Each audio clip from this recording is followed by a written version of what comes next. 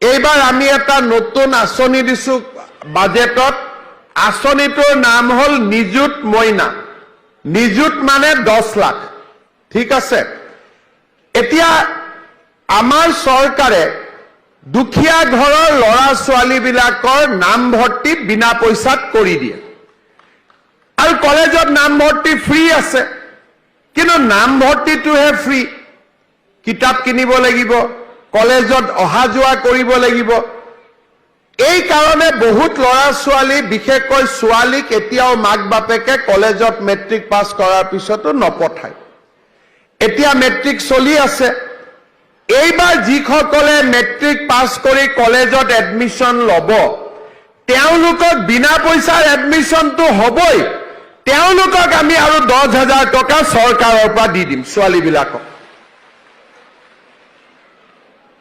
আৰু যিবিলাকে higher secondary pass কৰি কলেজত এডমিশ্যন ল'ব গ্ৰেজুৱেশ্যনৰ কাৰণে, তেওঁলোকক আমি 12,500 টকা দিম। আৰু যিবিলাকে ইউনিভাৰ্চিটিত পঢ়িব, তেওঁলোকক আমি 15,000 টকা তেওঁলোকৰ একাউণ্টত দিম। ইমান সুবিধা আমি কিয় দিছো? যাতে কোনো ছোৱালী কলেজত যোৱাৰ পৰা যাতে বঞ্চিত হৈ নাথাকে। আৰু এটা ভাল কামত এইকেইদিন মই লাগি আছো। গাঁৱে ভূঞে কিছুমান মানুহ জন্ম হৈছে, দুখীয়া মানুহৰ পৰা সুদত টকা দিয়ে আৰু 10%, 20% সুদত টকা লয় না। ইয়াতো সুদখোৰ আছে না নাই ধেমাজিত? এতিয়া মই দালালৰ পিছত সিদ্ধান্ত লৈছো যে অসমত সুদখোৰবিলাক থাকিব নালাগে। গতিকে আপোনালোকৰ যদি কোনোবাই কাবাৰ পৰা আপোনালোকে সুদত টকা লৈছিলে, সেই সুদখোৰবিলাকৰ নাম পুলিচক দি দিব। আমি তেওঁলোকক অলপ অলপ চৰকাৰৰ ঘৰত লৈ গৈ আছো যে আপোনালোকে আমাৰ লগত থাকক কেইদিনমান।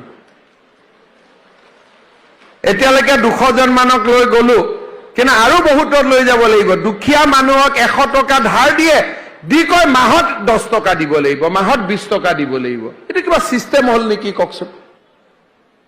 এতিয়া লাহে লাহে আমি অসমখনত সব জংগল সাফ কৰিম, একো জংগলে থাকিব নিদিওঁ। একো সন্মুখত আমি জংগল থাকিব নিদিওঁ। আমাৰ অসমখনত ভাৰতবৰ্ষৰ এখন সৰ্বশ্ৰেষ্ঠ আমি ৰাজ্য বনাব লাগিব মিলি পেলাই।